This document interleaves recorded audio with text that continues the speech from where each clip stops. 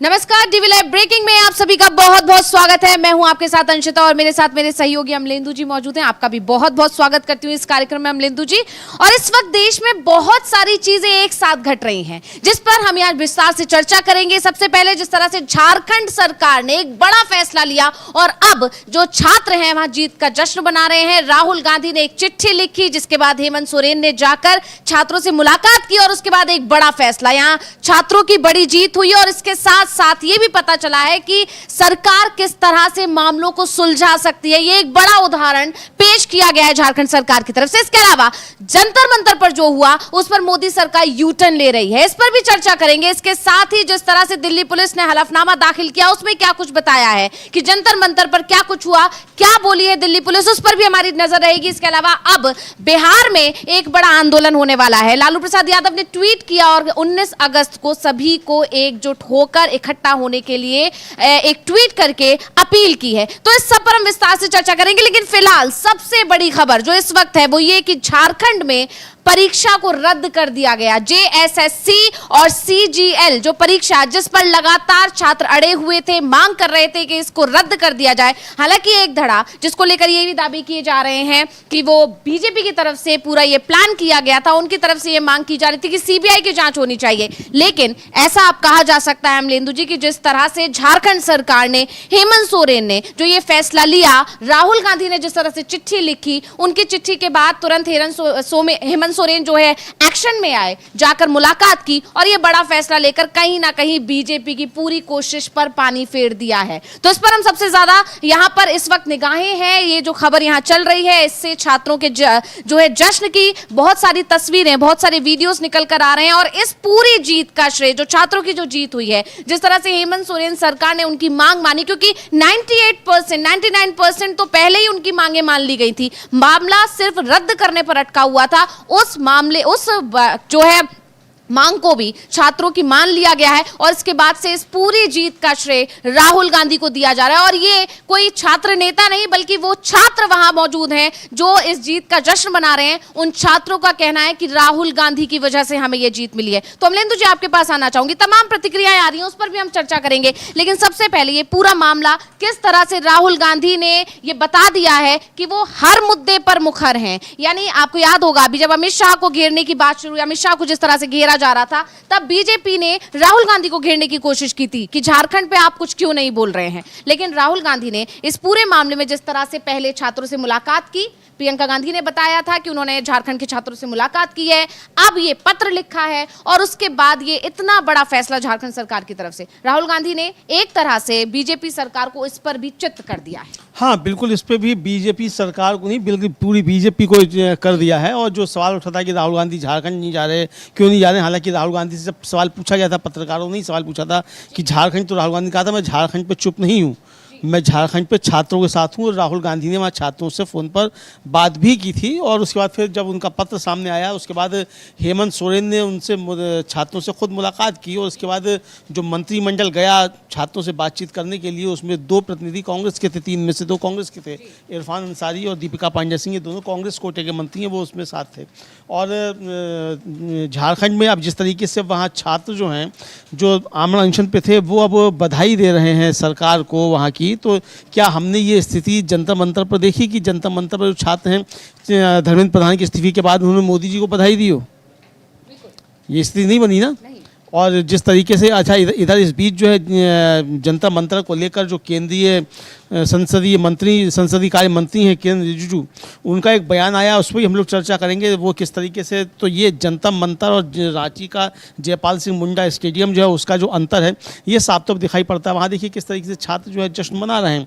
और हम लोग देखेंगे कि किस तरीके से दीपिका पांडे सिंह पहुँची हैं, उन्होंने छात्रों का अनशन भी समाप्त कराया है। देवेंद्र महतो जो सबसे ज़्यादा लंबे समय से बैठे हुए थे अनशन पर, उन्होंने भी अपना अनशन तोड़ा है। और वो उम्मा हबीबी शायद नाम है उनका, उम्मे हबीबा, उन्होंने भी अपना अनशन तोड़ा है। और उन्होंने भी हेमंत सोरेन और राहुल गांधी का शुक्रिया अदा किया है, वो भी हम देखेंगे।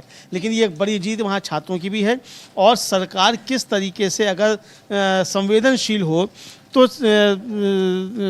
किस तरीके से काम करती है, ये इसका उदाहरण भी एक तरीके से दिया है। कुछ ही दिनों में हमने 2 आंदोलन देखे, एक जंतर मंतर पर हुआ, एक ये झारखंड में हुआ, और दोनों के बीच कितना बड़ा अंतर। सरकार किस तरह से आंदोलन को संभाल सकती है, कैसे छात्रों को खुश कर सकती है, ये एक बहुत बड़ा उदाहरण हेमंत सोरेन सरकार की तरफ से, कांग्रेस की तरफ से दिया गया है। गठबंधन की वहां पर सरकार है, इसीलिए राहुल गांधी को लगातार घेरा जा रहा था कि आप झारखंड में कुछ क्यों नहीं बोल रहे हैं। प्रयागराज राहुल गांधी जब छात्रों की गूंज कार्यक्रम करने पहुंचे थे, तब बड़े बड़े पोस्टर्स लगाकर उस कार्यक्रम को फेल करने की कोशिश की गई थी कि झारखंड जाइए, प्रयागराज नहीं, आप रांची जाइए। लेकिन राहुल गांधी ने बता दिया कि वो किस तरह से मामले को हैंडल करना जानते हैं, और उन्होंने किया। ये जीत के जश्न हम इस वक्त अपनी स्क्रीन पर देख सकते हैं, किस तरह से छात्र वहां पर खुश हैं, किस तरह से वहां राहुल गांधी को इस जीत का श्रेय दिया जा रहा है, कैसे इस पूरे मामले को राहुल गांधी ने संभाला है। क्योंकि इसका पूरा श्रेय राहुल गांधी को इसीलिए जाता है क्योंकि राहुल गांधी को पूरा घेरने की कोशिश वहां पर गठबंधन की सरकार है।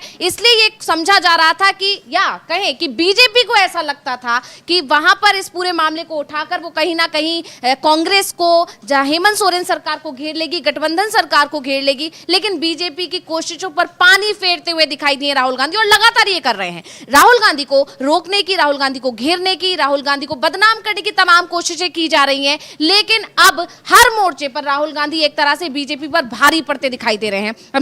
बिल्कुल बिल्कुल, काफ़ी भारी पड़ते हुए नजर आ रहे हैं। सबसे बड़ी बात यह है कि राहुल गांधी ने जो कहा कि मैं छात्रों के साथ हूँ, तो वो वहाँ करके दिखाया भी कि जो हमारी गठबंधन की सरकार है उस पर भी उन्होंने दबाव बनाया। ऐसा नहीं है कि सिर्फ जो बीजेपी की सरकार है उसी के खिलाफ वो कर रहे हो, अगर जो उनके गठबंधन की सरकार भी है तो वहाँ भी वो छात्रों के साथ ही, और ये करके उन्होंने वहाँ दिखाया है।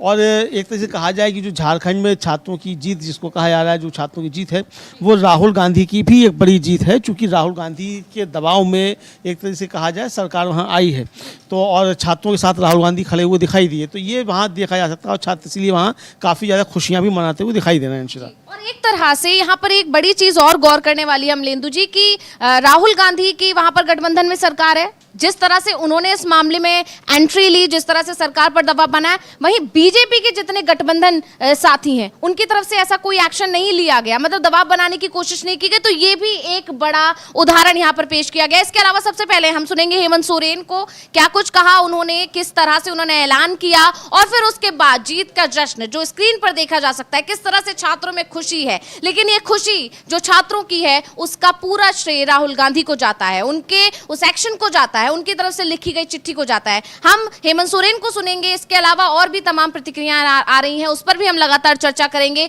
तो ये इस वक्त बहुत बड़ा मामला जो झारखंड, जिसमें पूरी तरह से कोशिश की जा रही थी बीजेपी की तरफ से, बीजेपी के पूरी पार्टी, बीजेपी पार्टी वहां एक्टिव थी, किस तरह से हेमंत सोरेन के घर के बाहर प्रदर्शन कर रहे थे, किस तरह से वहां पर नेहा बोरा पहुंची, उनके ऊपर स्याही फेंकी गई, पूरे कोशिश थी कि कैसे के वहां पर झारखंड में मामले को उबाल दिया जाए और सरकार के लिए मुश्किलें खड़ी की जाएं। लेकिन सरकार ने, राहुल गांधी ने बहुत ज्यादा सूझबूझ के साथ इस पूरे मामले को सुलझा दिया, और आज छात्र वहां पर दिखाई दे रहे हैं, जिस तरह से खुशी मना रहे हैं। अनशन देव तोड़ा गया, वहां पर ये सारी चीजें ये बता रही हैं कि एक आंदोलन को किस तरह से हैंडल किया जाता है। और वहीं दूसरी तरफ जंतर मंतर पर बात हम लगातार करते रहे हैं। जंतर मंतर की तस्वीर जिस तरह की आई थी, किस तरह से वहां पर बैठे छात्रों को परेशान किया गया था, 36 दिन तक छात्र जंतर मंतर पर बैठे रहे थे, और किस तरह से उनको खाना तक नहीं पहुंचने दिया जा रहा था। लेकिन ऐसी कोई तस्वीर झारखंड से नहीं आई, बल्कि उल्टा यहाँ खाना पहुंचवाया जा रहा था।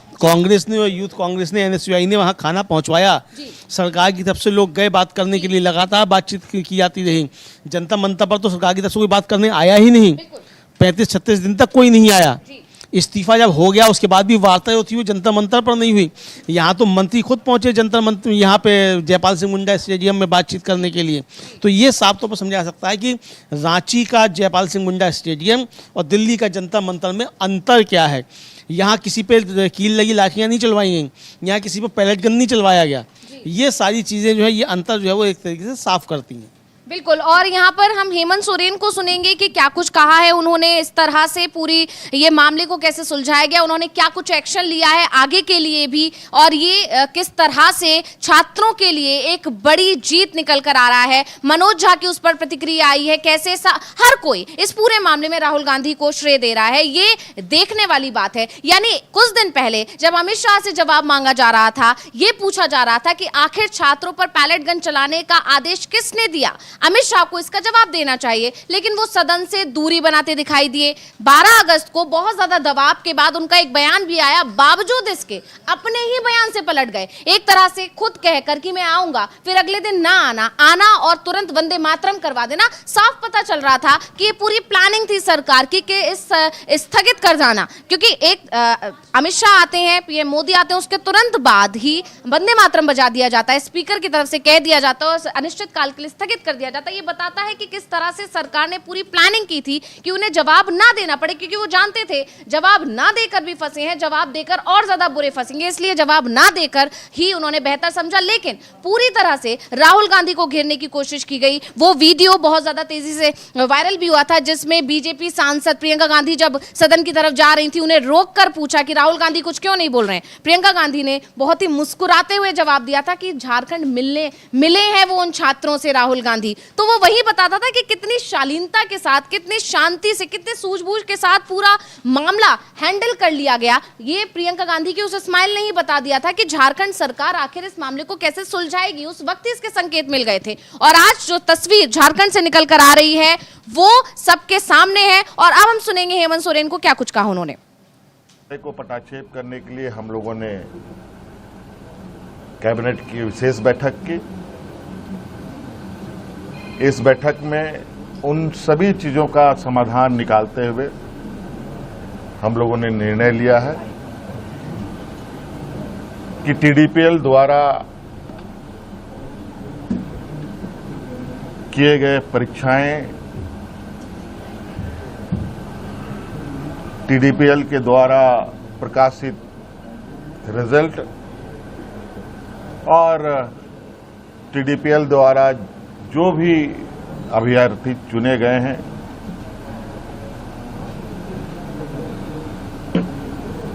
या शामिल हुए या टीडीपीएल के जितने भी गतिविधियां यहां हुई हैं उन सभी को कैंसिल किया जाता है, रद्द किया जाता है। तो भी हेमंत सोरेन को हम सुन रहे थे, मुख्यमंत्री हैं झारखंड के, और यहाँ पर उनकी तरफ से कह दिया गया कि जितनी भी गतिविधियां हुई उन सब के बाद इस परीक्षा को रद्द किया जाता है। किसी तरह से छात्रों के प्रति कोई उन्होंने यहाँ किसी तरह का बयान नहीं दिया और पूरे आंदोलन के दौरान सरकार की तरफ से छात्रों को लेकर किसी तरह का बयान नहीं दिया गया, जबकि जंतर मंतर पर ऐसा नहीं था। नितिन नवीन जो अभी अध्यक्ष हैं पार्टी के, उनकी तरफ से किस तरह के बयान दिए गए, धर्मेंद्र प्रधान की तरफ से किस तरह के बयान दिए गए, ये सब ने देखा। वहीं इसके अलावा जो झारखंड में आंदोलन हुआ उस दौरान सरकार का क्या रवैया रहा ये भी सबने देखा। और इसके बाद अब जिस तरह से आज ये बड़ा जीत का दिन है, जश्न का दिन है और इस तरह से वहां पर छात्र जश्न मनाते हुए दिखाई दे रहे हैं और इस पर तमाम तरह की प्रतिक्रियाएं आ रही हैं, तस्वीरें भी आ रही हैं किस तरह से उनका अनशन जो है खुलवाया गया। और ये हम देख सकते हैं दीपिका पांडे सिंह ने ट्वीट करके इसकी पूरी जानकारी दी है। एक ट्वीट हम चाहेंगे हमारी स्क्रीन पर लेकर आए। तस्वीर है जिसमें देवेंद्र महतो का अनशन किस तरह से तुड़वाया गया है, ये देखा जा सकता है। उनको जूस पिलाकर किस तरह से वहां पर पहुंचे और जैसा कि आपने बताया वार्ता के लिए भी जब 3 प्रतिनिधि पहुंचे उसमें से कांग्रेस के 2 प्रतिनिधि थे,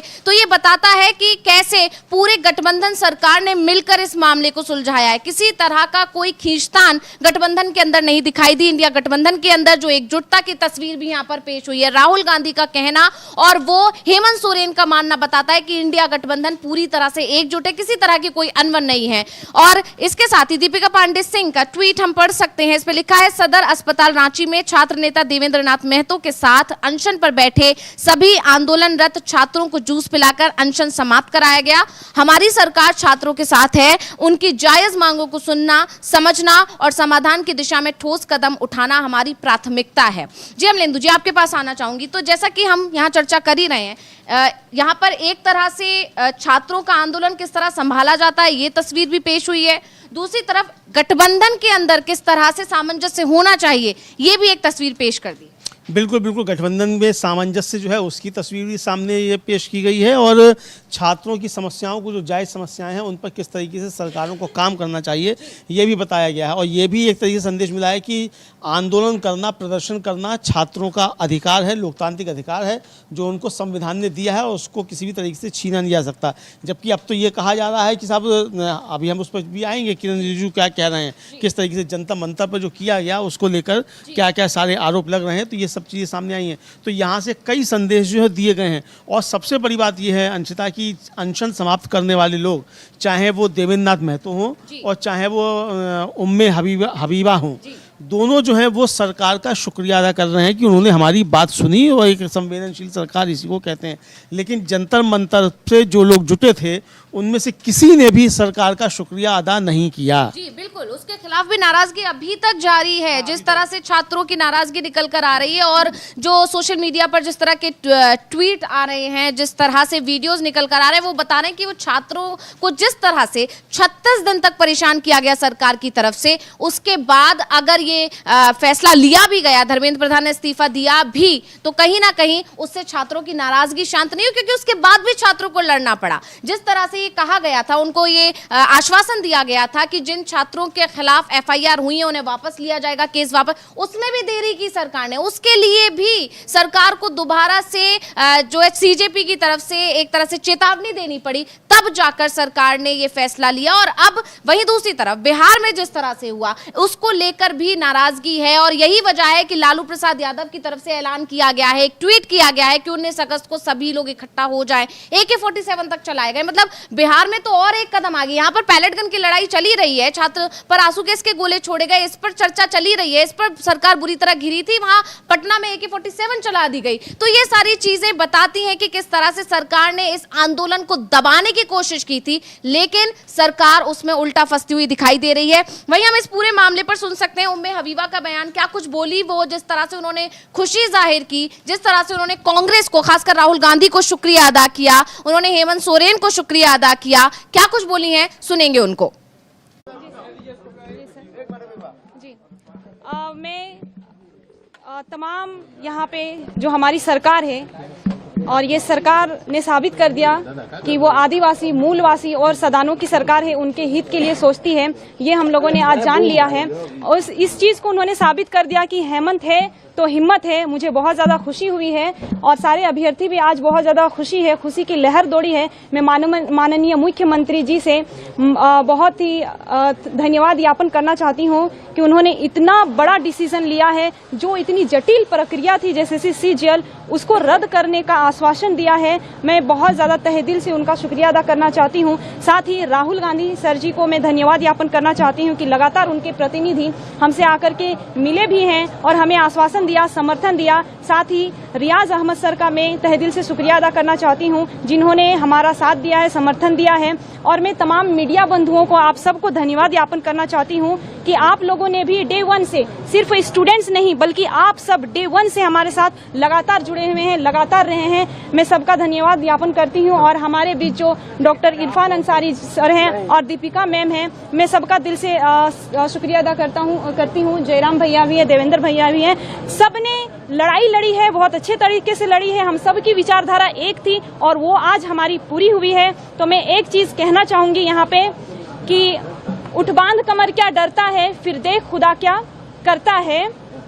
और ये दुनिया आखिर फानी है और जान भी एक दिन जानी है, फिर तुझको क्यों हैरानी है, कर डाल जो दिल में ठानी है। जब हिम्मत की जौलानी है तो पत्थर भी फिर पानी है। उठ बांध कमर क्या डरता है, फिर देख खुदा क्या करता है। उम्मे हबीबा को भी हम सुन रहे थे, उन्होंने सीधे तौर पर कांग्रेस का शुक्रिया अदा किया, हेमंत सोरेन का शुक्रिया अदा किया, जिसे देखकर बिल्कुल अमलेंदु जो आप कह रहे थे कि जिस तरह से यहाँ पर बयान देकर कांग्रेस का, हेमंत सोरेन सरकार का शुक्रिया अदा किया गया है, ये भी बताया गया है कि लगातार सरकार की तरफ से बातचीत की कोशिशें हो रही थी। कांग्रेस की तरफ से या झारखंड सरकार की तरफ से किसी भी तरह की आंदोलनकारियों को या आंदोलन जो कर रहे थे वहां बैठे छात्रों को परेशानी नहीं दी गई। ये सारी बात उम्मे हबीबा कह रही थी। और ये बताता है कि जिस तरह से आप अभी कह रहे थे कि जंतर मंतर पर ऐसी कोई तस्वीर या ऐसा कोई बयान निकल कर नहीं आया जिसमें छात्रों की तरफ से सरकार का शुक्रिया अदा किया गया हो, उसके बाद भी आंदोलन चल रहा है और लगातार ये बार बार कहा जा रहा है कि जंतर मंतर पार्ट 2 होगा। और इसके अलावा आखिरी दिन जब छात्र वहां से आंदोलन खत्म करके जा रहे थे, तब भी छात्रों की तरफ से कई और मांगे अपनी कही गई और ये कहा गया कि लड़ाई अभी खत्म नहीं हुई है, ये शुरू हुई है। लेकिन ऐसा कोई बयान यहां से नहीं निकल कर आया। ये बताता है कि किस तरह से छात्र बहुत ज्यादा खुश हैं सरकार के इस फैसले से। वही देवेंद्र नाथ महतो को भी हम सुन सकते हैं, फिर अमलेंदु जी आपके पास आऊंगी, फिर हम इस पर चर्चा करेंगे। लेकिन फिलहाल देवेंद्र नाथ महतो का बयान सुनना बहुत ज्यादा जरूरी है कि क्या कुछ बोले हैं वो। देखिए, जरूर हमारा जो तत्काल जो सिस्टम पे गड़बड़ी थी, जो धांधली हुई थी, उस पर कार्रवाई हुई है। और जिस मकसद से हम लोग संघर्ष कर रहे थे, जान को जोखिम में डाल करके आंदोलन कर रहे थे,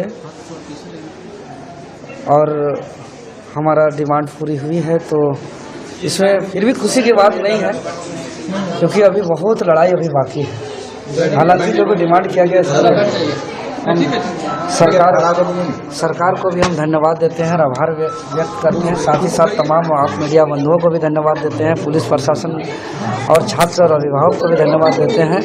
हालांकि देवेंद्रनाथ महतो को भी हमने सुना, उन्होंने भी सरकार को धन्यवाद दिया, राहुल गांधी को धन्यवाद दिया, कांग्रेस को धन्यवाद दिया। अमलेंदु जी, आपके पास आना चाहूंगी। बहुत अच्छी तस्वीर, बहुत अच्छा फैसला सरकार का जो निकल कर आ रहा है, और छात्रों के अंदर वो खुशी दिखाई दे रही है, जो जीत उनको मिली है। लेकिन ये जीत सरकार की वजह से मिली है, ये भी इस बात को वो मान रहे हैं, ये बड़ी बात। बिल्कुल इस बात को मान रहे हैं और सरकार का शुक्रिया अदा कर रहे हैं। और मैं फिर कहूँगा कि जंतर मंतर पर किसी ने भी सरकार का शुक्रिया अदा नहीं किया कि आपने जो है इस्तीफा ले लिया धर्मेंद्र प्रधान का।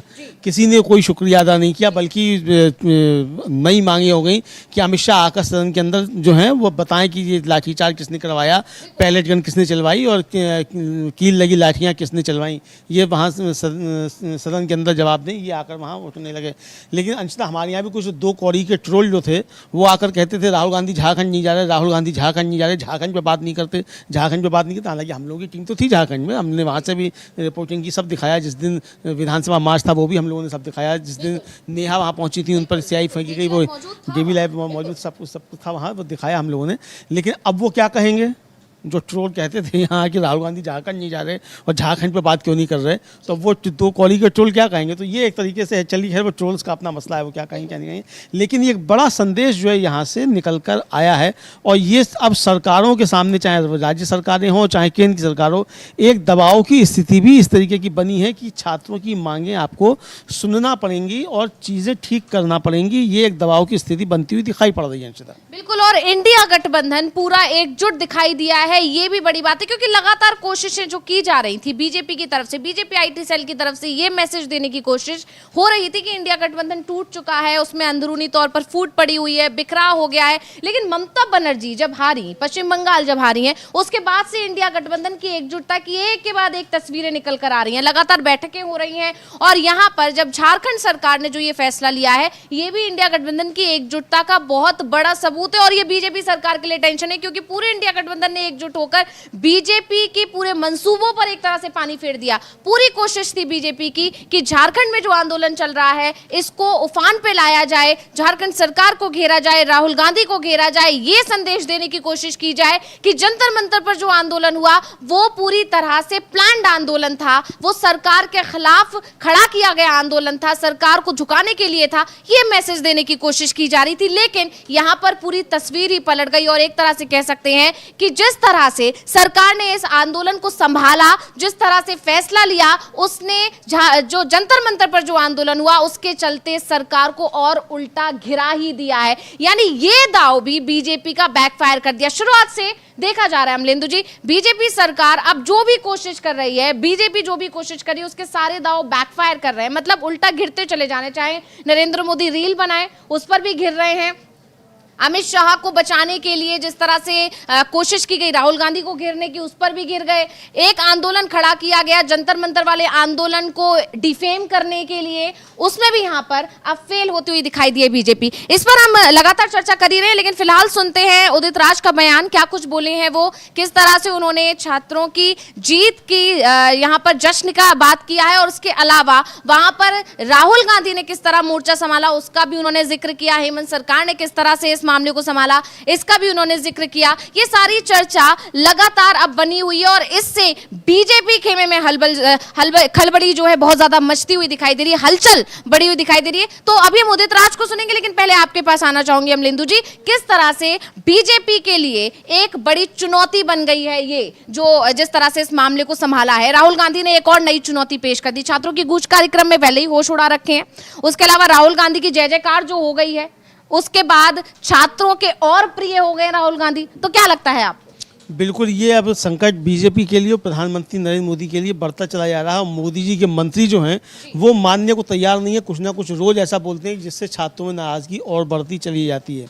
तो ये एक बड़ा संकट पैदा हो रहा है। राहुल गांधी एक तरीके से देखा जाए बहुत सधी हुई जो है वो प्रतिक्रिया और बहुत सधी हुई चाल अपनी चल रहे हैं, और राहुल के जाल में पूरी मोदी सरकार जो है उलझती हुई दिखाई पड़ रही है। ये एक तरीके से राहुल गांधी की बड़ी जीत कहा जा रहा है झारखंड में, जो छात्रों की जीत है इसको लेकर, क्योंकि छात्र भी जो राहुल गांधी का शुक्रिया अदा कर रहे हैं कि उनके दबाव की वजह से सरकार इस तरीके से काम करने को मजबूर हुई। तो ये साफ तौर पर अंशिता समझा जा सकता है। तो एक बड़ी कामयाबी जो मिलती दिखाई पड़ती है राहुल गांधी को, और सरकार के लिए जो है वो दिक्कतें खड़ी होती हैं यहाँ पर दिखाई पड़ती हैं कि मोदी जी जो हैं वो अब और ज़्यादा घिरते हुए नजर आते हैं। बिल्कुल, तो अभी हम सुन सकते हैं उदित राज को क्या कुछ बोले हैं वो। झारखंड में स्टूडेंट्स ने अपनी हंगर स्ट्राइक खत्म करी है, और जब से ये डिक्लेयर हुआ है झारखंड में कि JSSC CGL को जो एग्जाम है उसको कैंसिल किया गया, कैसे देखते हैं? नहीं, धन्यवाद करता हूँ आनंद सोरेन जी को, उन्होंने कड़ा कदम उठाया है। और झारखंड में पहले से ही कुछ अनियमितताएं होती रही, अब 2014 से जांच होगी। तो जो 5 साल का बीजेपी की सरकार है उसका भी हिसाब किताब सामने आएगा। और छात्रों की जीत हुई, बधाई। और कल ही राहुल गांधी जी ने पत्र लिखा। राहुल गांधी जी हमेशा, कांग्रेस हमेशा छात्रों के साथ खड़ी रही, और छात्रों की भी जीत हुई है, और वहां की सरकार ने उचित फैसला भी लिया। और वहां की सरकार शुरू से ही जहां छात्र आंदोलन कर रहे थे वहां प्रतिनिधि जाकर वार्तालाप करते रहे। ये नहीं कि वो डिनायल के मूड में रहे या उनको देश विरोधी कहा या उनका खाना पानी बंद करने के प्रयास किया, पैलेट गन चलाए गए, ऐसा कुछ नहीं हुआ वहां पर। तो अब जांच होगी। एक बात अच्छी उसमें हो गई कि सीबीआई से जांच नहीं हो रही है, क्योंकि सीबीआई एक तोता है। व्यापक घोटाले की जांच सीबीआई को सौंपा गया था, मामला हसप हो गया, खत्म हो गया। तो झारखंड का भी जो अनियमितताएं अगर सीबीआई को सही जाती तो निष्कर्ष तो कुछ नहीं निकलता, लेकिन यह है कि विपक्ष को फंसाने की कोशिश किया जाता है। तो कुल मिला के छात्रों की जीत हुई, अच्छा हुआ।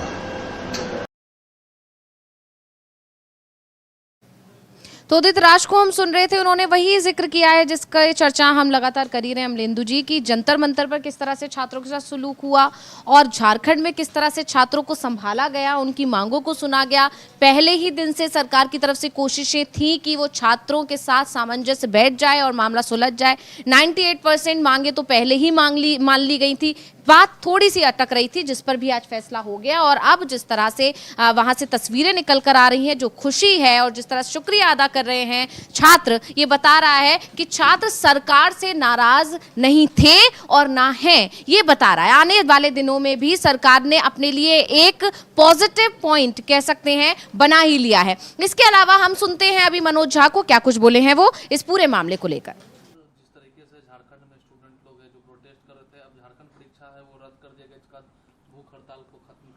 देखिए, महत्वपूर्ण ये है कि झारखंड की सरकार ने छात्रों की आवाज को सुना और संवेदनशीलता के साथ सुना।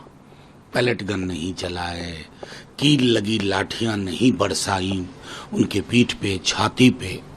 इसका मैं समझता हूं इसको भी ध्यान में रखना चाहिए। उनकी कुछ लॉन्ग स्टैंडिंग डिमांड्स थी जिसको सरकार ने कमिट किया है कि इसको हम करेंगे। और मैं समझता हूं कि तमाम राज्य सरकारों और केंद्र की सरकार के लिए भी संदेश है कि छात्रों युवाओं को देशद्रोही, दिमागी नक्सली बोल करके आप you can get away, you have to respond to their concerns. ये जो आर्किटेक्चर है ना एजुकेशन का, एम्प्लॉयमेंट का, अब ये लोगों को परेशान। मनोज झा को सुना अभी हमने, ये भी यही कह रहे हैं कि जिस तरह से छात्रों के साथ बीजेपी सरकार ने, मोदी सरकार ने बर्ताव किया, उसके बाद पीएम मोदी ने जो बयान दिया लाल किले की प्राचीर से, उसका जिक्र अब बार बार होता रहेगा, क्योंकि उम्मीद ये की जा रही थी अमलेंदु जी कि पीएम मोदी जब लाल किले की प्राचीर से अपना भाषण देंगे तो छात्रों के साथ जो कुछ भी हुआ उस पर दुख जाहिर जरूर करेंगे, कम से कम 2 शब्द तो बोलेंगे। उन्होंने तो कुछ भी नहीं कहा, उल्टा इस तरह का बयान दे दिया जिससे अब मामला और बिगड़ता दिखाई दे रहा है। अमलेंदु जी, बिल्कुल, उन्होंने तो छात्रों को ही जो है वो बता दिया कि दिमागी नक्सल हैं। भाई जो भी सवाल पूछ रहा है, जो भी छात्र सवाल पूछ रहे हैं, सबको दिमागी नक्सल उन्होंने बता दिया कि ये सब दिमागी नक्सल हैं, और ये भी बता दिया इनसे निपटेंगे। एक तरीके से ये भी बता दिया कि वो जो कील लगी लाठियाँ जो चला रहे थे गुंडे जो थे, वो अब सिविल डिफेंस फोर्स बन जाएंगे, तो इस तरीके से हम निपटेंगे।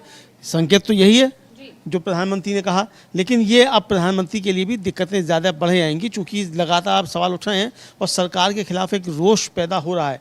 तो क्या नरेंद्र मोदी जी जो देश को गृहयुद्ध की तरफ ले आना चाहते हैं, बीजेपी क्या देश को गृहयुद्ध की तरफ ले आना चाहती है, हमें नहीं मालूम है ऐसा है कि नहीं है। लेकिन जो अर्थ निकाले जा रहे हैं प्रधानमंत्री के लाल किले के भाषण से, उससे अर्थ यही निकाले जा रहे हैं कि प्रधानमंत्री शायद कोई नया जो है एडवेंचर करना चाहते हैं देश की जनता के साथ में, और किसी एक संघर्ष को बढ़ावा देना चाहते हैं प्रधानमंत्री। ऐसे संकेत जो हैं वो निकाले जा रहे हैं उनके भाषण के अनुसार। बिल्कुल, और इस पूरे मामले पर इरफान अंसारी को भी हम सुनेंगे, क्या कुछ कहा है उन्होंने, किस तरह से इस मामले को संभाला गया, क्योंकि झारखंड आज एक बहुत बड़ा मुद्दा है। झारखंड में जिस तरह से छात्रों की जीत, और वो जीत सरकार के सामंजस्य से, सरकार ने जिस तरह सूझबूझ करके इस पूरे मामले को संभाला है, उस वजह से हुई है। छात्र नाराज नहीं है झारखंड सरकार से, ये एक बड़ा संदेश है, और ये बताता है कि बीजेपी सरकार को या मोदी सरकार को झारखंड सरकार से सीखना चाहिए कि किस तरह से छात्रों को संभाला जाता है, उनकी मांगों को सुना जाता है। यानी जो जेन जी है, और अब तो जेन अल्फा भी आंदोलन पे उतर आया है। ये सरकार जो केंद्र की सरकार है, वो युवाओं को नाराज कर रही है, छात्रों को नाराज कर रही है लगातार, और पीएम मोदी के दिमागी नक्सल वाले बयान ने तो उस गुस्से को और भड़का ही दिया है। वहीं दूसरी तरफ झारखंड सरकार, हेमंत सोरेन की सरकार और इंडिया गठबंधन की सरकार, वहां पर कांग्रेस, वहां राहुल गांधी की एंट्री के बाद इस मामले को तुरंत हेमंत सोरेन ने संभाला। एक चिट्ठी राहुल गांधी की तरफ से पहुंचती है, उसके कुछ ही घंटों बाद हेमंत सोरेन मिलने पहुंच जाते हैं, और इसके बाद इतना बड़ा ऐलान कर देते हैं। और ये चीज दिखाई दे रही है कि कैसे छात्रों को संभालना है। ये जेन जी अपने आप अब राहुल गांधी की तरफ जाता हुआ दिखाई दे रहा है। और ऐसे में अब 22 अगस्त को जब राहुल गांधी पुणे पहुंच रहे हैं, उसमें ये माहौल देखने को मिलेगा कि ये एक बड़ी जीत झारखंड में जो हुई, या राहुल गांधी ने जिस तरह से 22 अगस्त को जो कार्यक्रम करने वाले हैं वो पुणे में छात्रों की गूंज, उसमें छात्रों का उत्साह और ज्यादा बढ़ेगा। जंतर मंतर में जो हुआ, उसके बाद प्रयागराज में देखा किस तरह से छात्र उमड़े। अब झारखंड में जो हुआ है उससे राहुल गांधी की लोकप्रियता और ज्यादा बढ़ गई है। तो ये 22 अगस्त वाला जो कार्यक्रम है वो अब बीजेपी के लिए बड़ी चुनौती बनने जा रहा है, क्योंकि वहां पर भी बीजेपी की सरकार है। हो सकता है हमें कुछ दिनों में या कुछ घंटों में ऐसी कोई खबर मिल जाए कि वहां पर भी कार्यक्रम को रोकने की कोशिश की जा रही है। हो सकता है, और हो सकता है ना भी हो ऐसा, क्योंकि अब बीजेपी समझ चुकी है राहुल गांधी से पंगा नहीं लेना है। इसके अलावा लगातार जो चीजें यहां पर चल रही हैं, तो अभी हम सुनेंगे इरफान अंसारी को, क्या कुछ बोले हैं वो। बिल्कुल, एक मिनट रुकिए ना भाई, आप लोग ले लीजिए। अभी देवेंद्र महतो, हबीबा और राहुल ने स्वेच्छा से अनशन तोड़ने का निर्णय लिया। हम लोगों ने उनका अनशन तोड़वाया, जूस पिलाकर हम लोगों ने अनशन को तोड़वाने का काम किया। हमारे साथ दीपिका पांडे जी और हमारे भाई जयराम महतो जी के हम लोग सामूहिक प्रयास से जो आंदोलन चल रहा था विधिवत आज समाप्त हो गया। जो भी इनकी मांगे थी सरकार ने मान लिया। बहुत बड़ा मांग था, बहुत बड़ा मुद्दा भी था, लेकिन हम लोगों ने युवाओं के हित में, हमारे लोकप्रिय मुख्यमंत्री जी वो इतना बड़ा ऐतिहासिक फैसला लिया युवाओं के हित में। निश्चित तौर पर जो आंदोलन था समाप्त हुआ है। हम लोग आए हैं मेडिकल बुलेटिन के साथ, अभी इनका पूरा जाँच हुआ और स्वेच्छा से हम लोग इनको अभी डिस्चार्ज कर रहे हैं। तीनों स्वस्थ हैं, कोई अभी दिक्कत नहीं है, बीपी नॉर्मल है, शुगर नॉर्मल है, और जो जानकारी मुझे मिली है सब कुछ ठीक ठाक है। ठीक। तो अभी झारखंड सरकार में मंत्री हैं और कांग्रेस कोटे से मंत्री हैं इरफान अंसारी, इन्हें हम सुन रहे थे। उन्होंने पूरी जानकारी दी वहां पर कि उनकी तबीयत पूरी तरह से ठीक है, किसी तरह की कोई तकलीफ नहीं है। इसके अलावा जंतर मंतर का जिक्र यहाँ बार बार होगा। अभी कुछ ही दिन पहले एक बड़ा आंदोलन देखा, पूरे देश ने देखा, और उसमें किस तरह से बीजेपी सरकार का रवैया था वो भी देखने को मिला, और झारखंड सरकार ने किस तरह से इस मामले को संभाला है ये भी हर कोई देख रहा है। वहां सोनम वांगचुक के अनशन को तुड़वाने के लिए, खत्म करवाने के लिए किस तरह से उन्हें जबरन उठाया गया, अरेस्ट, एक तरह से उनको हॉस्पिटल में वहां पर हिरासत में लिया गया, जिस तरह की जो खबरें वहां पर दी गई, और यहां पर खुद हॉस्पिटल के जो डॉक्टर्स थे उनकी तरफ से कहा गया कि हॉस्पिटल कोई हिरासत में रखने की जगह नहीं होती। और वहीं दूसरी तरफ यहां पर जो आंदोलन चल रहा था, जो अनशन चल रहा था, उसे किस तरह से संभाला गया, ये बात यहां पर देखने को मिलती है। और इसके चलते पूरी तरह से अभी बीजेपी सरकार, मोदी सरकार घिरी हुई है, और इन सबके बीच किरण रिजिजू और दिल्ली जो सुप्रीम कोर्ट में जब इस मामले पर सुनवाई होती है और उसमें हलफनामे की बात जब आती है, उसके बाद जब हलफनामा दिल्ली पुलिस की तरफ से दिया जाता है, उसमें जो बयान जो दिया गया है दिल्ली पुलिस की तरफ से, वो बताता है कि बीजेपी सरकार ने कैसे पूरे मामले पर यू टर्न ले लिया है। हालांकि अभी इस मामले पर सुनवाई होनी है और आज 2 बजे इस पर सुनवाई होगी सुप्रीम कोर्ट में। इस पर हम लाइव जुड़ेंगे, पूरी जानकारी आपको पल पल की पहुंचाई जाएगी, क्या कुछ चल रहा है सुप्रीम कोर्ट के अंदर, किस तरह से दलीलें दी जा रही हैं, कोर्ट की क्या टिप्पणी, आपको पल पल की अपडेट देंगे हम यहां से। 2 बजे उसका लाइव होगा, लेकिन फिलहाल यहां पर किरण रिजिजू के बयान पर चर्चा होना जरूरी है, दिल्ली पुलिस के हलफनामे पर चर्चा होना जरूरी है कि कैसे खुद बीजेपी सरकार ने ये माना था पहले, उनके जो जिस तरह से अमित शाह दूर रहे, मोदी भी सदन से गायब रहे, किसी तरह से वो लगातार उन्हें बुलाया गया लेकिन वो सदन से दूरी बनाते रहे, संसद के अंदर आते रहे लेकिन सदन में आने को तैयार नहीं हुए। ये बताता था कि कहीं ना कहीं सरकार ये मान रही है कि छात्रों के साथ बर्बरता हुई है। लेकिन इधर अब दिल्ली पुलिस ने जो हलफनामा दिया या किरण रिजिजू की तरफ से जो बयान दिया गया है, वो बता रहा है कि सरकार अब फिर से मुकर गई है। वो कह रही है कि छात्रों के साथ कुछ भी नहीं हुआ। तो फिर उन तस्वीरों का क्या, उन वीडियोस का क्या, उन छात्रों का क्या जिनके शरीर पर जख्म है अमलेंदु जी, जो राहुल गांधी ने दिखाए? बिल्कुल बिल्कुल। और जो बातें कह रहे हैं किरण रिजिजू, वो तो मतलब ये कहना चाहते हैं कि सरकार जो है गोली भी चला सकती थी, क्योंकि वो कह रहे हैं कि कांग्रेस के दौर में तो गोलीबारी से हजारों लोगों की मौत हुई थी। विरोध प्रदर्शन के दौरान दिल्ली प्रशासन ने एक भी लाठी नहीं चलाई, ये उनका दावा है। एक भी लाठी अगर दिल्ली प्रशासन ने नहीं चलाई, दिल्ली पुलिस ने अगर एक भी लाठी नहीं चलाई, तो किरण रिजिजू साहब वो पुलिस की वर्दी में जो लोग पहुंचे हुए थे वो कौन थे? पुलिस वाले नहीं थे क्या?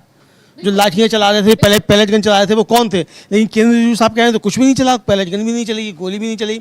और ठीक इसी तरीके का हलफनामा जो है दिल्ली पुलिस की तरफ से जारी सुप्रीम कोर्ट में दायर किया गया है। और Delhi deputy commissioner of police Sachin Sharma जो हैं, उन्होंने जवाबी हलफनामा जो दायर किया सुप्रीम कोर्ट में, और उसमें उन्होंने पुलिस का बल प्रयोग का बचाव करते हुए कहा है कि जब भीड़ के कुछ हिस्सों ने कथित तौर पर बैरिकेड्स की कई परतों को तोड़ दिया और संसद की ओर बढ़ने की कोशिश की, तो प्रदर्शन शांतिपूर्ण नहीं रह गए थे। और ये हलफनामा जो है, जो पुलिस की कथित जातियों की कोर्ट निगरानी में जांच की मांग करने वाली याचिकाएं हैं, उनके जवाब में उन्होंने दायर किया। और इसमें कहा गया है कि पुलिस ने स्थिति के अनुसार बल का प्रयोग किया। लगभग 5000 पुलिसकर्मी 3 किलोमीटर के दायरे में फैली 30,000 से ज़्यादा लोगों की भीड़ को संभालने की कोशिश कर रहे थे। जब भीड़ पूरी तरह से बेकाबू हो गई तो झड़प हुई और प्रदर्शनकारियों के साथ साथ पुलिसकर्मी भी घायल हो गए। 240 से ज़्यादा पुलिसकर्मी, वर्दीधारी अधिकारियों और लगभग 200 आम लोगों, प्रदर्शनकारियों को चोटें आई हैं। अब ये तो कह रहे हैं कि 240 से ज़्यादा पुलिसकर्मी घायल हो गए और 200 से ज़्यादा आम लोगों, प्रदर्शनकारियों को चोटें आई हैं। लेकिन किरण रिजिजू साहब कह रहे हैं कि कोई बल प्रयोग हुआ ही नहीं और किसी को कोई चोट नहीं आई। जी बिल्कुल, यहाँ अपने आप में कॉन्फ्लिक्ट है। तो पहले हम किरण रिजिजू को सुन लेते हैं, अमलेंदु जी क्या कुछ बोले हैं वो, उसके बाद इस पर फिर चर्चा करेंगे और अच्छे से हम समझा पाएंगे कि कैसे दिल्ली पुलिस का हलफनामा और किरण रिजिजू केंद्रीय मंत्री, उनके बयानों में ही अब अलग अलग बयान दिखाई दे रहे हैं। सुनेंगे किरण रिजिजू को। गोली तो वो कह रहे हैं चली है। कहाँ चली है गोली? AK-47 तो आपको, इसलिए ये बात को मैं फिर दोहराता हूं ताकि आपके दिमाग में, लोगों के जहन में ये अच्छी तरह से बैठ जाए। एक आदमी का मौत नहीं हुआ, एक आदमी का हड्डी नहीं टूटा, एक भी प्रोटेस्टर सीरियस इंजरी के साथ में अस्पताल में नहीं है। इतना बड़ा आंदोलन हजारों में आए और छात्रों के आड़ में कितने क्रिमिनल्स आए और आधे से ज्यादा लोग, चाहे वो आम आदमी का पार्टी हो, चाहे दफली बजाने वाले लोग हो, चाहे वो भीम आर्मी के हो या वो समाजवादी के हो, कितने लोग आकर के उकसा करके वो लोगों को वायलेंस करने के लिए उकसाया, फिर भी एक मौत नहीं हुआ। ये आंदोलन अगर कांग्रेस के जमाने में होते, और कई हुए हैं, हजारों लोग मारे गए, तो इसमें तो आप तारीफ करना चाहिए दिल्ली पुलिस को और प्रशासन को कि इतना बड़ा आंदोलन को एक भी मौत छोड़िए सीरियस इंजरी तक नहीं होने दिया। और यहां गोली चलने का बात करते रहते हैं। अरे गोली चल के हजारों तो कांग्रेस के समय में मरे हैं। तारीफ करना चाहिए दिल्ली प्रशासन का कि प्रोटेस्ट करते समय एक भी डंडा तक नहीं चला, लेकिन लास्ट में जब वो पार्लियामेंट की तरफ मार्च करने लग गया जबरदस्ती, तभी उनको रोका गया है। मौत नहीं हुआ ना, तो तारीफ करना चाहिए कि नहीं करना चाहिए पुलिस को? पुलिस भी अपने सुरक्षा के लिए है। इतना शांतिपूर्वक पुलिस ने सारा मेंटेनेंस किया और पुलिस को ही गाली दे रहे हैं, ये तो ठीक नहीं है। सर आपको लगता है तो अभी हम किरण रिजिजू को सुन रहे थे, सुना हमने बयान अमलेंदु जी, जिसका आपने पहले ही थोड़ा सा जिक्र किया ही था कि क्या कुछ कह रहे हैं वो। तो यहाँ पर क्या क्या कहना चाह रहे हैं किरण रिजिजू? मौतें होने का इंतजार कर रहे थे, या जिस तरह से राहुल गांधी ने जिन लोगों को लाकर खड़ा किया है, एक लड़की है, लड़का है जिसके शरीर पूरा जख्मी है, पैलेट गन की जो पैलेट गन का इस्तेमाल हुआ, आंखों की रोशनी तक जाने की यहाँ पर जानकारी है, और ये कह रहे हैं कि कुछ भी नहीं हुआ, मौत होने का इंतजार कर रहे थे। ये किस तरह का बयान किरण रिजिजू ने दिया? बिल्कुल बिल्कुल, ये तो कह रहे हैं कि मतलब हम तो और जान ले सकते थे, हमने बख्श दिया। एक तो ये कहा जाए, जैसे प्रधानमंत्री नरेंद्र मोदी रील बनाकर धमका रहे थे, लाल किले की प्राचीर से धमका रहे थे, उसी तरीके से किरण रिजिजू धमका रहे हैं कि हम तो जान भी ले सकते थे, हमने जान नहीं ली। ये कहने का मतलब है उनका। आप हमें इसका शुक्रिया अदा किया है कि हमने किसी की जान नहीं ली, लेकिन अब वो कह रहे हैं कोई घायल नहीं हुआ। तो भाई क्या आपके अस्पताल झूठ बोल रहे हैं? आरटीआई के जवाब में आपके अस्पतालों ने कहा है कि 10 लोग जो पैलेट गन से घायल हुए, ये सिर्फ पैलेट गन की बात है जिससे घायल हुए, पैलेट गन से घायल 10 लोग तो आपके अस्पताल स्वीकार कर रहे हैं आरटीआई के जवाब में। तो या तो आपके अस्पताल झूठ बोल रहे हैं, या आप झूठ बोल रहे हैं, सरकार झूठ बोल रही है, किरण रिजिजू झूठ बोल रहे हैं। तो जो वो कह रहे हैं अस्पताल, वो तो डॉक्यूमेंट्री प्रूफ है कि लोग घायल हुए। इसका मतलब किरण रिजिजू देश के सामने आकर भी झूठ बोल रहे हैं और मान नहीं रहे हैं। और अगर आपने कुछ नहीं किया था तो पूरे समय तक जो है, जब संसद चला, अमित शाह सदन के अंदर क्यों नहीं आए? इसका जवाब दे दिया जाए। ये जो आज किरण रिजिजू कह रहे हैं, ये बात अमित शाह को आकर सदन के अंदर बोलनी चाहिए थी। यही तो विपक्ष मांग कर रहा था, और विपक्ष की आवाज को दबाने के लिए, उसकी मांग को दबाने के लिए बीजेपी के सांसदों की तरफ से हंगामा किया जा रहा था, और सदन नहीं चलने दी गई, सिर्फ इसलिए कि अमित शाह को ना आना पड़े और जवाब ना देना पड़े। और अमलेंदु जी, किस तरह की बात किरण रिजिजू कर रहे हैं? जिस दिन धर्मेंद्र प्रधान का इस्तीफा हुआ, चलिए आप 20 जुलाई की बात मत कीजिए, उस दिन छात्र सड़क पर थे और संसद की तरफ बढ़ रहे थे, तब आपने इस तरह की हरकत की। लेकिन जिस दिन धर्मेंद्र प्रधान का इस्तीफा हुआ, उससे कुछ देर पहले क्यों आंसू गैस के गोले छोड़े गए? उस दिन तो वहां हम लोग भी मौजूद थे, मैं खुद वहां मौजूद थी। किस तरह से वहां पर कोई मतलब छात्रों की तरफ से कहीं बढ़ने की कोशिश नहीं की जा रही थी, शांतिपूर्ण तरीके से सिर्फ 3 बजने का इंतजार किया जा रहा था, क्योंकि एक दोबारा मीटिंग होनी थी और सरकार की तरफ से बताना था कि क्या उन्होंने फैसला लिया है। फिर भी आंसू गैस के गोले छोड़े गए। बिल्कुल बिल्कुल, ये आंसू गैस के गोले वहां क्यों छोड़े गए? और छात्र तो खड़े होकर वहां जनगणमन गाने लगे थे, और उधर से आंसू गैस के गोले छोड़े जा रहे थे। तो इसके लिए किसको सजा दी जाएगी? किरण रिजिजू साहब ये भी बता दें। लेकिन किरण रिजिजू साहब ये बताएंगे नहीं तो बुरी तरीके से यहाँ सरकार जो है इस पर घिरी हुई नजर आती है। और जंतर मंतर के आंदोलन ने एक काम तो किया अंशिता, कि अब संकट जो है काफ़ी ज़्यादा सरकार के सामने खड़ा हो गया है, और अब बचाव करते हुए मतलब हो नहीं रहा सरकार से। और किरण रिजिजू साहब जितना बोल रहे हैं, जितना इस तरीके के इनके मंत्री बोल के चले जाएंगे, सरकार के लिए उतनी ज़्यादा परेशानी बढ़ती चली जाएगी, और ये परेशानी बढ़ ही रही है, ये साफ तौर पर समझा जा सकता है अंशिता। बिल्कुल। और इस पर पवन खेरा ने जिस तरह से सरकार को घेर लिया है किरण रिजिजू के बयान पर, उसे भी हम देख सकते हैं। उन्होंने ट्वीट किया है, क्या कुछ लिखा है, मैं चाहूंगी कि हमारी स्क्रीन पर वो ट्वीट लाया जाए पवन खेरा का, उन्होंने किस तरह से घेरा है। तो अमलेंदु जी, क्या कुछ बोले हैं पवन खेरा, बताएं। असल में पवन खेड़ा जो बोले हैं, पवन खेड़ा ने इनके जो दिमागी नक्सल वाला बयान था प्रधानमंत्री नरेंद्र मोदी का, उसको लेकर भी किरण रिजिजू ने अपना वक्तव्य दिया एक एजेंसी के साथ बातचीत में। उसको लेकर पवन खेड़ा जो हैं, उन्होंने इसको लेकर रिपोस्ट किया, मतलब किरण रिजिजू का जवाब देते हुए वो उन्होंने रिपोस्ट किया, और उसमें उन्होंने कहा कि जो दिमागी नक्सल को लेकर सरकार या प्रधानमंत्री कह रहे हैं या जो कह रहे हैं वो एक, और उन्होंने कहा कि ये आपकी PR जो है उसकी एक गड़बड़ी हो गई है। तो अंग्रेजी में उनका ट्वीट हम लोग हिंदी में बता सकते हैं पवन खेड़ा ने क्या लिखा है अंशिता। बिल्कुल।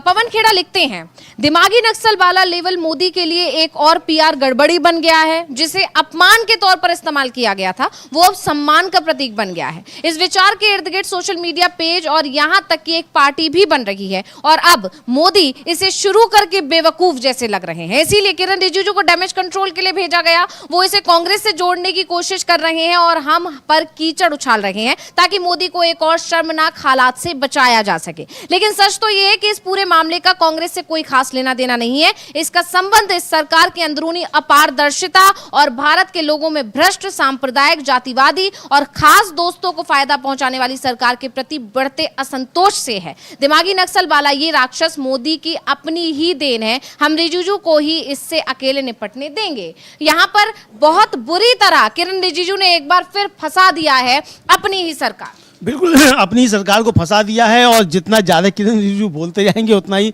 सरकार और फंसती चली जाएगी। एक तो नरेंद्र मोदी ने गलती कर दी वहाँ से लाल किले की प्राचीर से दिमागी नस्ल कहकर धमकाने की। अब उसके बचाव में जो जिस तरीके से पोर्ट्रेट किया जा रहा है, तो वो और ज़्यादा सरकार को फंसाता चला जा रहा है। तो पवन खेड़ा यही कह रहे हैं कि भाई अब किरण रिजिजू जो वही निपटे इस दिमागी नक्सल से, ये राक्षस निकाला दिमागी नक्सल नाम का, और मोदी उस पर अब गिरते चले जा रहे हैं। जिस तरीके से मीम्स बन रहे हैं, जिस तरीके से सोशल मीडिया पर इसकी आलोचना हो रही है, तमाम लोग लिखने लग गए मैं भी नक्सल, मैं भी नक्सल, मैं भी नक्सल। पी चिदम्बरम जो केंद्रीय गृह मंत्री रह चुके हैं, उन्होंने कहा हाँ मुझे दिमागी नस्ल होने पर गर्व है। अब उस पर सफाई देते फिर रहे थे किरण रिजिजू कि आपके लिए नहीं कहा, विपक्ष के किसी नेता के लिए नहीं कहा। अब फिर आ गए सामने, अब कह रहे हैं कांग्रेस से जुड़े लोग हैं वो दिमागी नस्ल हैं। तो भाई पहले तय करो कि नरेंद्र मोदी ने दिमागी नस्ल कहा किसको था, कौन दिमागी नस्ल है। तो नरेंद्र मोदी को ही स्पष्ट नहीं है, तो किरण रिजिजू को कहाँ से स्पष्ट होगा। लग ये रहा है कि नरेंद्र मोदी ने छात्रों, नौजवानों को जो सरकार से सवाल पूछते हैं उनको ही दिमागी नस्ल कहा था, क्योंकि नरेंद्र मोदी ने बिल्कुल स्पष्ट नहीं किया कि वो किसको कह रहे हैं, दिमागी नस्ल कौन है। तो यहाँ इस पर बुरी तरीके से घिरते हुए नजर आ रहे हैं। लेकिन अंशिता, जिस तरीके से अब ये घिरे हैं अपने पीएम मोदी जो है इसको लेकर, और एक तरीके से दिमागी नस्ल को लेकर, संजय राउत जो हैं उन्होंने बहुत ज़बरदस्त तरीके से घेर लिया। उनका कहना है कि नरेंद्र मोदी जो हैं वो बचा सकते हैं इनको, देश को बचा सकते हैं, लेकिन कैसे बचा सकते हैं ये अभी जो है वो देखना होगा कि वो क्या कह रहा है कि नरेंद्र मोदी ही देश को कैसे बचा सकते हैं। यानी ये तो बड़ी गजब की बात हो गई कि संजय राउत कहें कि देश को बचा सकते हैं और केवल नरेंद्र मोदी बचा सकते हैं। लेकिन क्यों बचा सकते हैं वो अंग्रेजी में उनका ट्वीट है, हिंदी हम लोग बता देते हैं। बिल्कुल, हम चाहेंगे कि संजय राउत का ट्वीट स्क्रीन पर लाएं और हम देख सकते हैं उन्होंने इंग्लिश में ट्वीट किया है, इसका हिंदी हम आपको बता रहे हैं। उन्होंने लिखा है, उन्हें गालियां दें, उन्हें 56 इंच का छोटा बंदर कहकर मजाक उड़ाएं। या पीएम मोदी की बात संजय राउत कर रहे हैं। आगे लिखते हैं, उन्हें अमेरिका का गुलाम कहें, उन्हें अनपढ़ कहें, उन्हें तानाशाह कहें, उन्हें डरपोक कहें, उन्हें गौतम अडानी का दोस्त कहें, उन्हें लोकतंत्र का हत्यारा कहें, उन्हें ट्रोल करें, उनकी आलोचना करें, जो चाहे पीएम मोदी के लिए करें, लेकिन एक सच से इनकार नहीं किया जा सकता। और वो सच ये है कि पीएम मोदी इकलौते ऐसे व्यक्ति हैं जो अपना इस्तीफा देकर भारत को बचा सकते हैं। यानी यहाँ पर बहुत ही मजाकिया अंदाज में संजय राउत ने एक बहुत बड़ी बात कह दी है कि आप जो चाहे उन्हें कह दीजिए, लेकिन इस सच से इनकार नहीं किया जा सकता अमलेंदु जी कि पीएम मोदी इस्तीफा देंगे तभी देश बचेगा। हाँ, पीएम मोदी की जरूरत है उनके इस्तीफे की। बिल्कुल बिल्कुल, पीएम मोदी के इस्तीफे की जरूरत है, ये उन्होंने एक तरीके से कह दिया अंशिता। और ये समझा जा सकता है कि जो जिस तरीके से उन्होंने कहा है कि पीएम मोदी ही देश को बचा सकते हैं, तो ये इसीलिए बचा सकते हैं कि आप इस्तीफा दीजिए और आप इस सारी समस्याओं के लिए जिम्मेदार हैं, एक तरीके से ये कहा जाए। लेकिन कांग्रेस के प्रवक्ता हैं अतुल लोंधे पाटिल, और वो भी जो है वो प्रधानमंत्री के इस दिमागी नक्सल को लेकर तगड़ा प्रहार कर रहे हैं। उनको भी हम लोग सुन सकते हैं कि आखिर दिमागी नक्सल प्रधानमंत्री के साथ ऐसा कैसे चिपक गया है कि प्रधानमंत्री से अब कितना भी पल्ला झाड़े उससे पल्ला झाड़ नहीं पा रहे हैं, उल्टे प्रधानमंत्री ही घिरते चले जा रहे हैं। ये तो खैर कई मामलों में देखा जा रहा है कि अब जैसे जैसे बीजेपी बचने की कोशिश कर रही है, वो बचने के बजाय पहले से ज्यादा गिरती हुई दिखाई दे रही है। तो यहाँ पर भी हम कांग्रेस प्रवक्ता को सुनेंगे, क्या कुछ बोले हैं वो।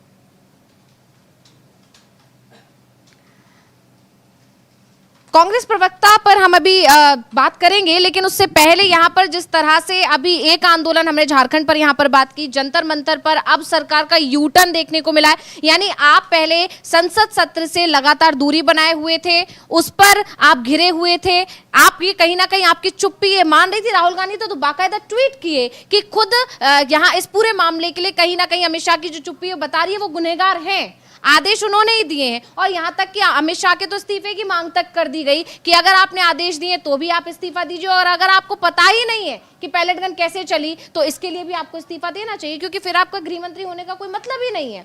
अगर आपको अपने दिल्ली पुलिस क्या कर रही है इसकी जानकारी नहीं है, या दिल्ली पुलिस आपसे आदेश लेना जरूरी नहीं समझती कोई भी एक्शन लेने से पहले, तो फिर गृह मंत्री होने का कोई मतलब ही नहीं रह जाता आपका।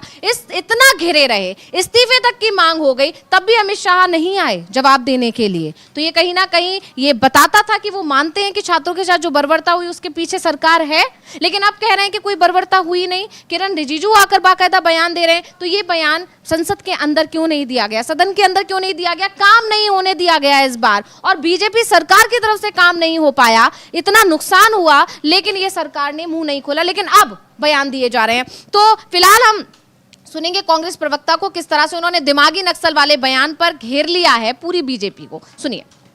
ये किरण रिजिजू कहते हैं हमने कांग्रेस को नहीं कहा, हेमंत बिसाव कहते हैं असली नक्सल है। तो फिर किरण रिजिजू के मुताबिक जो संविधान का विरोधी है 370 का जिन्होंने विरोध किया, और एक दो मुद्दे हैं, तो सबसे पहले तो संविधान का विरोध में आरएसएस है और आरएसएस थी, तो फिर असल नक्सल तो आरएसएस हो गई। तो हेमंत बिसाव शर्मा हर वक्त दिमाग लगाने की कोशिश मत किया करो, फंस जाओगे। अभी जनता समझ चुकी है, आप जो कुछ भी उल्टा करोगे उल्टा ही पड़ेगा। पहले कांग्रेस जनता पार्टी खुल गई, अब दिमागी नक्सल पार्टी खुल गई है। तो मूल मुद्दों पर रहो, शिक्षा, स्वास्थ्य, रोटी, कपड़ा, मकान, पेपर लीक नहीं होना, ये सारी चीजें जो है आज महत्वपूर्ण है। और छोटे छोटे बच्चे आपके खिलाफ खड़े हुए हैं ना, उस मुद्दों को एड्रेस करो, वो मुद्दे हैं देश के मुद्दे, ये मुद्दे देश के मुद्दे नहीं है। महाराष्ट्र में एसआईआर की मुदत जो थी वो खत्म हुई है, अब ड्राफ्ट लिस्ट भी आने वाले, कहा जा रहा है कि बहुत से नाम कटे हैं, 2 करोड़ से ज्यादा नाम कटने वाले हैं। और सबसे अहम बात तो यह है कि अनकलेक्टेड फॉर्म, अगर नागपुर का आप उदाहरण लोगे, अनकलेक्टेड फॉर्म करीब 30% तक है, एनोमलीज जो है वो 10% तक है। तो काय का ऐसा यार, आपके बीएलओ जिसको 3 बार एक घर में जाना है, 1 बार भी नहीं गए। बीजेपी के दफ्तर से काम चल रहा है, हैदराबाद हाउस में नागपुर के जो सीएम ऑफिस चलाते हैं वहां बैठकर बीजेपी के लोग काम कर रहे हैं। बीजेपी लिखती है कि बीजेपी ने एक सॉफ्टवेयर बनाया है, उसमें हमारे विरोधी और न्यूट्रल ऐसे 3 कैटेगरी में जो है वो उनके कार्यकर्ता कर रहे हैं, और ज़्यादा से ज़्यादा बीजेपी को समर्थन करने वाले लोगों को कैसा एनरोल किया जाए, ये सरकार कर रही है काम। सरकार माने इलेक्शन कमीशन कर रहा है। तो ये जो धंधा है, ये धंधा बहुत गंदा है, लोकतंत्र को खत्म करने का धंधा है, ये सुधर जाए। ये मियाद बढ़ानी चाहिए थी, और बीएलओ जो जाता नहीं है 3 घरों में, उसके ऊपर एक्शन लेनी चाहिए। 3 मेरे घर में तो नहीं आए 3 बार, किसी के घर में 3 बार नहीं आए। या तो बीजेपी के किसी कार्यकर्ता के यहाँ बैठ जाते हैं, मंदिर के वहाँ बीजेपी कार्यकर्ता को लेके बैठ जाते हैं, किसी चौराहे पे कार्यकर्ता को लेके बैठ जाते हैं बीजेपी के। ये कौन सा धंधा है? आप एसआईआर करा रहे हो या लोगों को सिटीजनशिप के हक से महरूम करने की कोशिश कर रहे हो?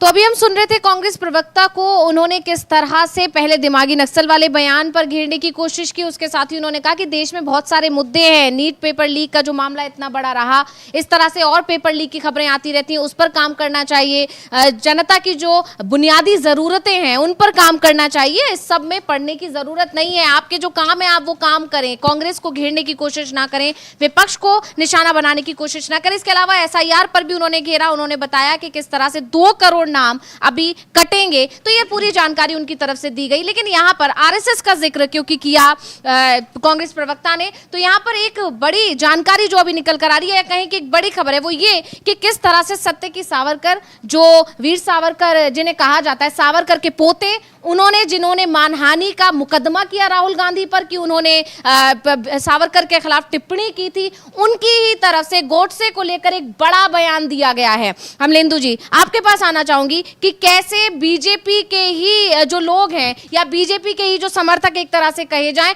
अब उनके लिए ही मुश्किलें खड़ी करती दिखाई दे रहे हैं। राहुल गांधी को पूरी तरह घेरने की कोशिश की गई सावरकर मामले पे, हालांकि कुछ दिन पहले सुप्रीम कोर्ट की तरफ से उस मामले को अब रद्द कर दिया गया।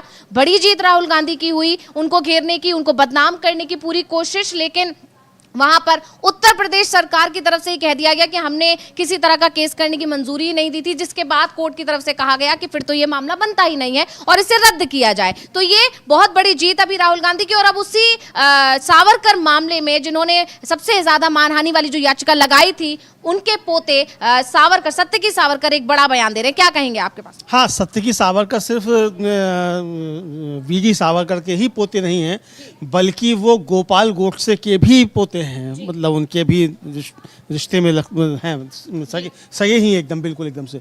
तो ये उन्होंने राहुल गांधी के खिलाफ मानहानि का मुकदमा दायर किया था।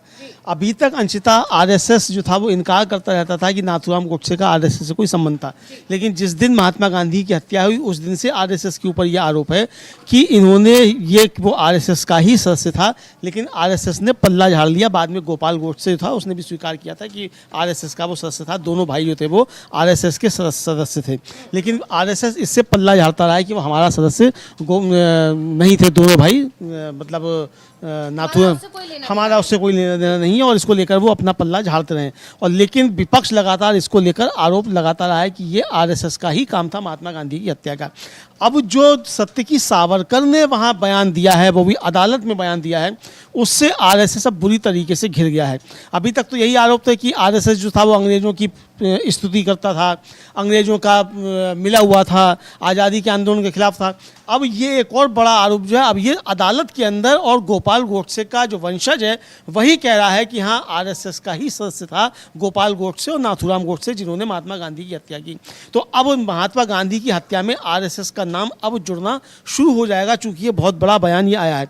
हुआ असल में ये अंशिता कि वहाँ क्रॉस एग्जामिनेशन हुआ उनका, सत्यकी सावरकर का, और जो राहुल गांधी के वकील हैं मिलिंद पवार, उन्होंने जिरह के दौरान जो है पुणे की एमपी एमएलए कोर्ट में उन्होंने सत्यकी सावरकर से पूछा उन्होंने कि आप बताइए इनके बारे में। तो सत्यकी सावरकर ने अपना बयान जो है वो दर्ज कराया, और बयान में ये दर्ज कराया कि यह कहना सच है कि मेरे दादा गोपाल गोडसे और नाथूराम गोडसे राष्ट्रीय स्वयंसेवक संघ के सक्रिय सदस्य थे। ये उन्होंने साफ तौर पर कहा कि ये आरएसएस के सक्रिय सदस्य थे। और जो नाथूराम गोडसे के भाई था और सह आरोपी भी था महात्मा गांधी की हत्या में, गोपाल गोडसे, उसने भी अपने जीवन काल में कई साक्षात्कार में ये दावा किया था कि नाथूराम और गोपाल गोडसे ने आरएसएस कभी नहीं छोड़ा था, वो संगठन के अंदर ही काम कर रहे थे। तो अब इसके बाद फिर ये बयान आना जो है, अब इस पे आरएसएस बुरी तरीके से घिरा हुआ है। अभी तक आरोप थे कि ये अंग्रेज़ों के दलाल थे, इस तरह के सारे आरोप विपक्ष लगाता रहता है। कल ही मल्लिकार्जुन खड़गे ने गोवा में एक बहुत गंभीर आरोप जो था फिर से लगाया आरएसएस के ऊपर, उसको भी हम लोग सुनेंगे।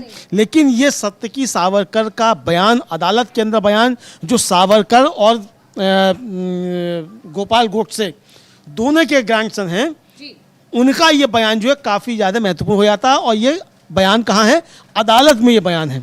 तो आरएसएस अब अपने को गांधी हत्या से बरी नहीं कर सकता। जी बिल्कुल। और जिस तरह से कांग्रेस लगातार ये दावा करती आई थी और उनके बयान पर एक तरह से उनके दावों पर मोहर भी लगा रहा है, तो हम, जैसे कि आपने भी जिक्र किया, मल्लिकार्जुन खड़गे जो कि कांग्रेस के अध्यक्ष हैं, उनके जब वो गोवा पहुंचे, गोवा में अपने कार्यक्रम के दौरान उन्होंने किस तरह से आरएसएस को घेरा है, क्या आरोप लगाए, उसको भी सुन सकते हैं। हम सुनेंगे मल्लिकार्जुन खड़गे ने क्या कुछ कहा। ना आजादी की लड़ाई लड़े,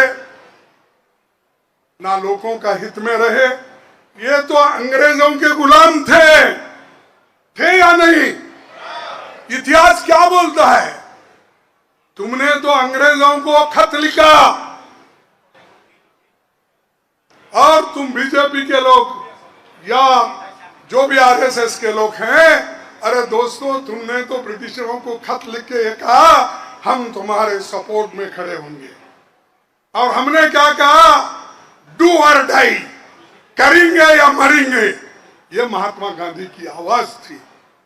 तो तुम्हारी आवाज, दरखास्त देना, माफी मांगना, ये तो खरगे को भी हम सुन रहे थे, उन्होंने वही बात दोहराई है कि इन्होंने ना आजादी में किसी तरह का योगदान दिया, उल्टा इनकी तरफ से सिर्फ अंग्रेजों का साथ ही दिया गया। और वहां पर महात्मा गांधी को उन्होंने जिक्र किया, जिन्होंने कहा था करेंगे या मरेंगे, करो या मरो, डू और डाई का जो नारा महात्मा गांधी की तरफ से दिया गया था, उसका जिक्र एक बार खरगे की तरफ से फिर से किया गया है। और जब अभी हम सत्य की सावरकर के उस बयान की चर्चा यहां कर रहे थे जो उन्होंने कोर्ट के अंदर दिया है, और यहां पर कांग्रेस की तरफ से जो लगातार कहा जाता है, ये सारी बातें एक दूसरे से अब लिंक होती हुई दिखाई दे रही है। पता चल रहा है कि जो भी आरोप या जो भी दावे कांग्रेस करती थी जो है नाथूराम गोडसे को लेकर, उनके भाई गोपाल को लेकर, वो सारे दावे सही थे। और अब आरएसएस बुरी तरह से घिरती हुई दिखाई दे रही है। अमलेंदु जी, बिल्कुल बिल्कुल आरएसएस पे बुरी तरीके से घिरता हुआ नजर आता है। हालांकि आरएसएस की तरफ से इस पर अभी कोई प्रतिक्रिया नहीं आई है।